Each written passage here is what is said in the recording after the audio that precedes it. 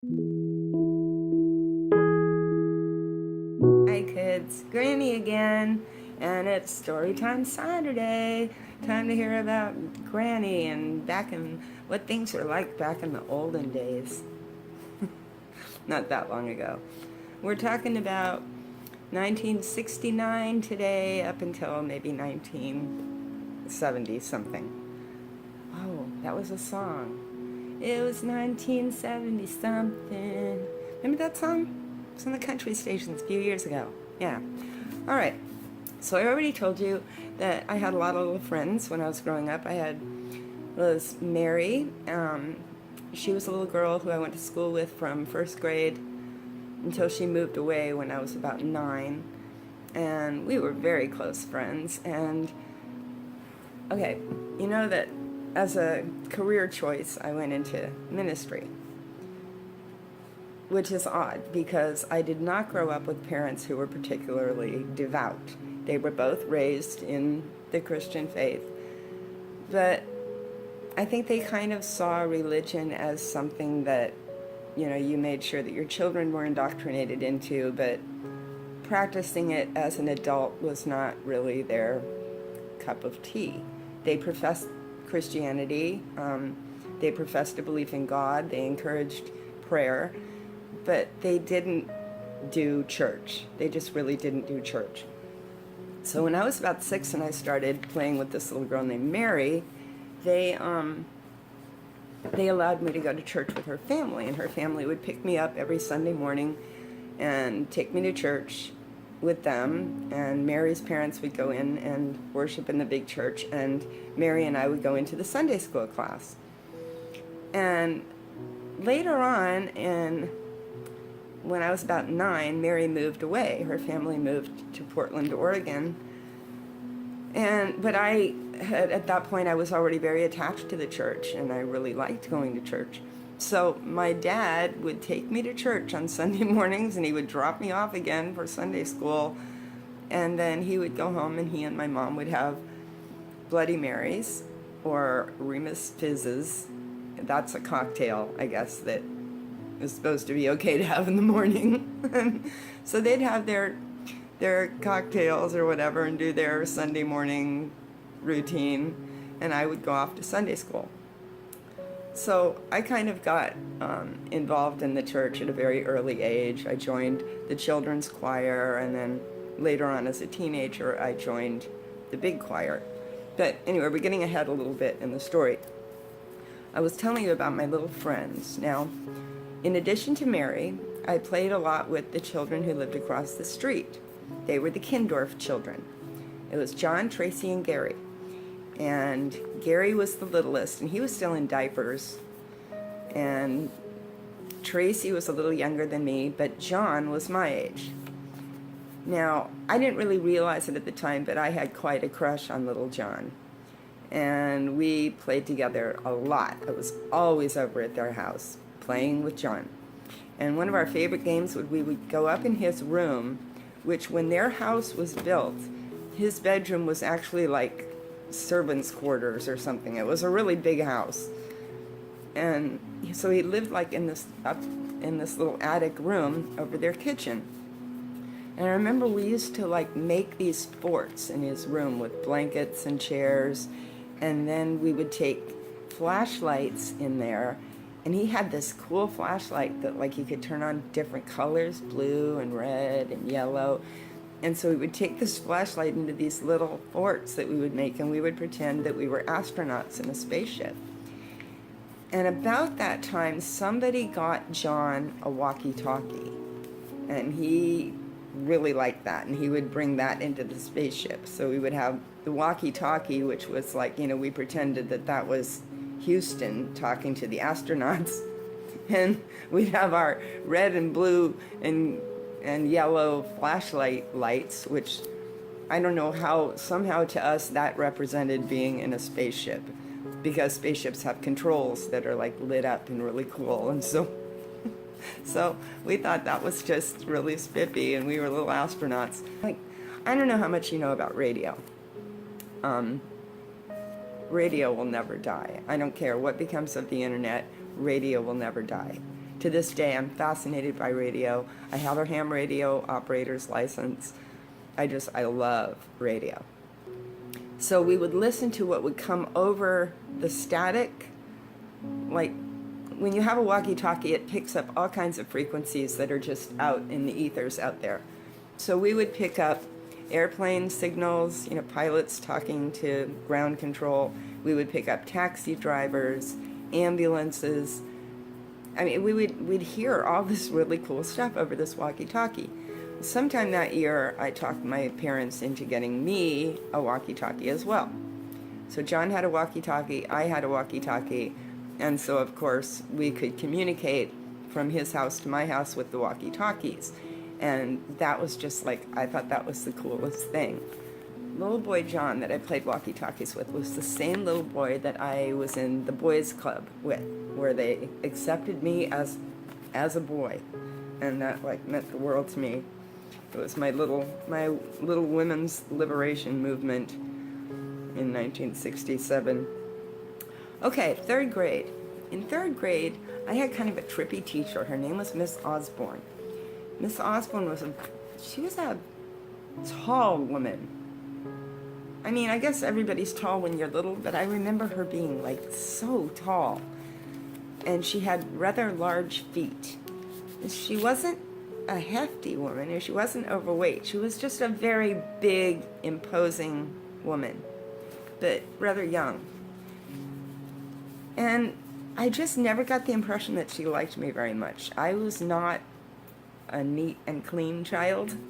My desk was always the one that, was really messy with papers and toys and everything stuffed in there. Of course, we had the desks, that would open, because we're talking about grade school. So all your books and stuff were kept in that one desk in that one classroom, and it would get rather full of crap. Miss Osborne was walking up and down the rows of seats one day, and she says to me, your desk you can't even close it. It's so messy. And she insisted that I clean my desk. So I did, and I don't remember if she made me stay in at recess or when I accomplished this, but I cleaned my little desk up and put the books in there all neatly, threw away the papers that were garbage, and neatened it up so that it would close. So she comes over and she opens my desk to inspect it. And she says, and as she did this, I don't know how this happened or why, but my little hands were in there. When she opened it up, and I had my little hands holding, I guess I was proud of what I had accomplished, and I was holding the edge of my desk, and she said, "Look, it closes now." And she slammed that frickin' desk lid down on my little fingers. Miss Osborne, man, thanks. Okay. We did paper mache in 3rd grade. And we all did animals. We were supposed to choose an animal and make a paper mache animal. And we were given some brief instruction on this, and then we were each set at our desk with a bowl of flour and water and some newspaper to pull into strips to make these paper mache animals. I was always kind of a remarkable little artist as a child. I could draw pictures way ahead of my age. But when it came to things that were 3D, like crafty 3D kind of projects, I had no talent at all. So I made this elephant, and it seemed like the more I tried to shape his leg into a nice round elephant leg, the more soggy it would get, because I was wrapping these strips of wet newspaper around, and the soggier it got, the more his leg would collapse. And pretty soon what I had was a very cute but very soggy, flat elephant. It was just really flat, and it dried really flat. And then we had open house where all the parents would come and see what we were doing through the school year. And my parents came to open house, and I couldn't wait to show them my elephant, even though it wasn't very good. I wanted to show them my elephant, and we got in the classroom, and everybody else's animals were out on display. But my elephant had been put in a cabinet. It was like the Shameful elephant. And Miss Osborne put it up in a cabinet, and I had to ask her to get it out to show it to my parents.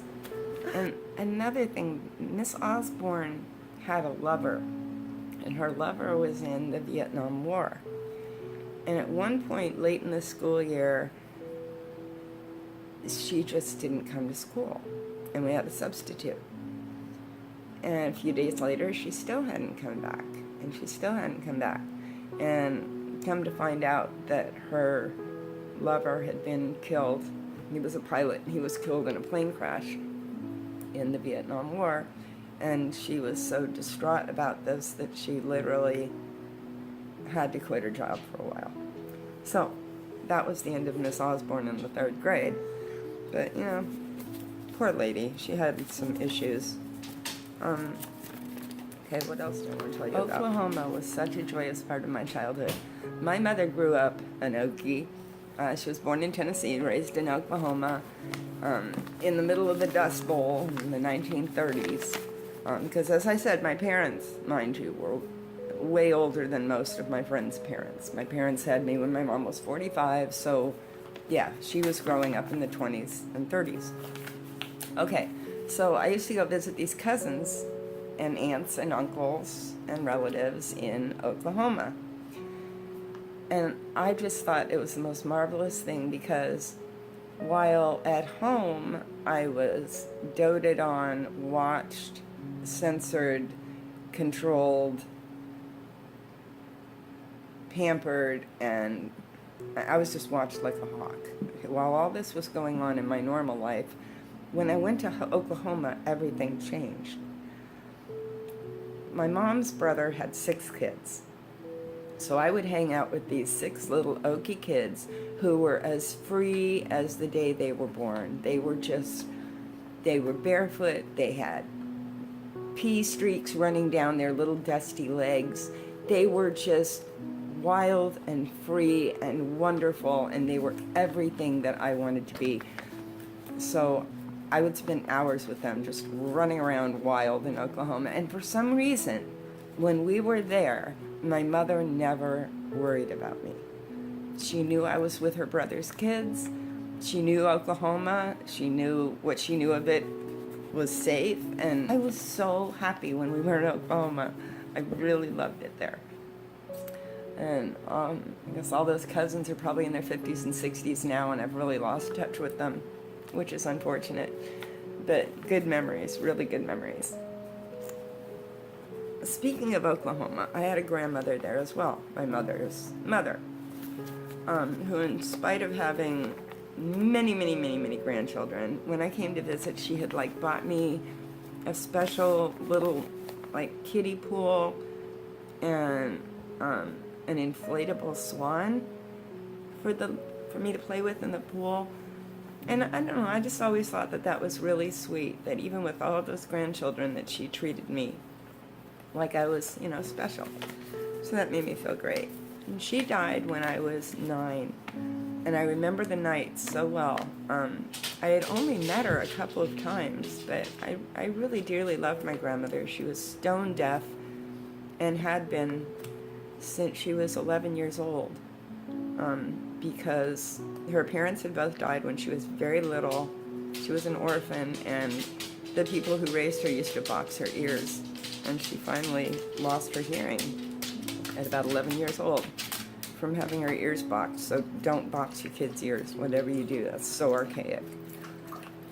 I remember the night my grandma died, I was in my room and I was just about to fall asleep. It was probably 9 o'clock at night. I'd been put to bed. And I heard the phone ring, and I heard my mother on the phone, but I couldn't tell what she was saying. It was kind of one of those through the closed door, down the hall kind of conversations. And then I could hear my mom crying. I could make out that she was crying. And I remember I went to the door of my room, and I opened my door just about this far, and I peeked out, to see what was going on. I could see my mom. She was sitting there crying. And I didn't know why. I didn't know what the phone call had been about or anything, but it was the first time that I'd really seen my mother cry. And it scared me. I think when we're little, our parents are so omnipotent and strong and dependable to us that when they break down, it frightens us. It makes us feel kind of helpless. And something in me wanted to go to her and give her a hug and say what's wrong. But at 9 years old, I didn't quite have the social skill to know how to do that.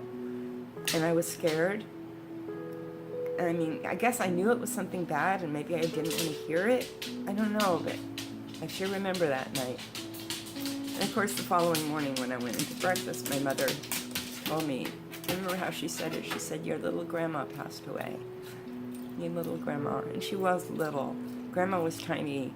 I'm tiny like her. I'm like not even 5'1" anymore. I used to be. Now I'm like straight up 5 feet. And that's kind of how Grandma was. She was a very tiny woman. And my mother said, yeah, your little grandma died. And I don't remember crying because I didn't understand that. I really didn't. Let's move on to something happier now, okay? All right. That was 9 years old. Let's jump ahead to 11. I don't really remember being 10. I mean, I know I was, but nothing really eventful happened or something. I don't know. All I remember about being 10 was math and long division. And that was such a nightmare that I don't want to remember anything else about that yet.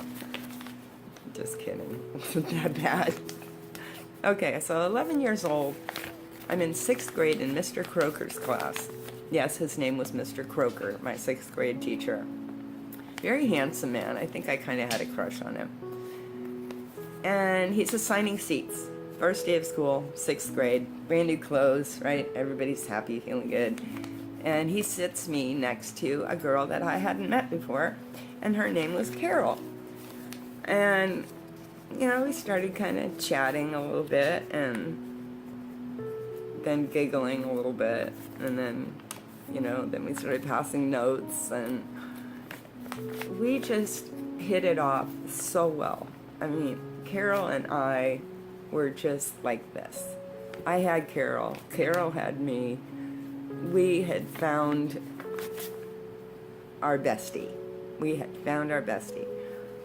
And oh my gosh, the sleepovers and the giggles and we just had so much fun. Carol was a Jewish girl. I was a Christian girl. And in 8th grade, 9th grade, we added a 3rd and 4th member to our group who were Catholic and Mormon. So I really have been exposed to a lot of the world's faiths in my life, and I just think there's something so beautiful about the variety that religion has. Just the great variety of ways of seeing God. It's so cool. And there was never, ever, ever, ever a heated discussion of any kind between the 4 of us about religion. We had our disagreements, but they were never about religion. And I think that instilled some kind of a respect in me for different ways of seeing God and different ways of seeing the facts of our creation.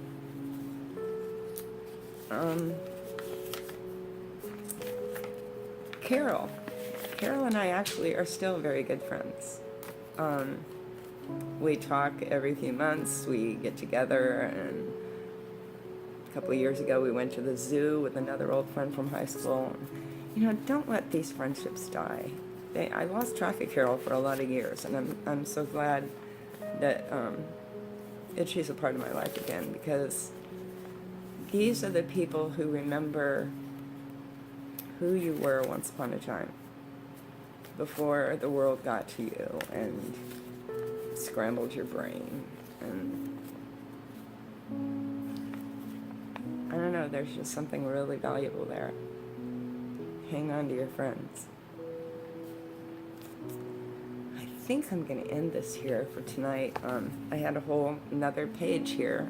Nether is not a word. I don't know why people, me included, use the word nether. It's not a word. Should be, maybe, but it's not. Next week, I will tell you about... Where'd it go? Okay. Next week, I'll tell you more about entering puberty and all the wonders that brought. I bet you remember those wonders, don't you? Some of you are probably still experiencing them. In any case, have a great week until the next story time. I'll see you in a day or two with some other kind of zaniness. Remember, Granny loves you. Be good. Bye.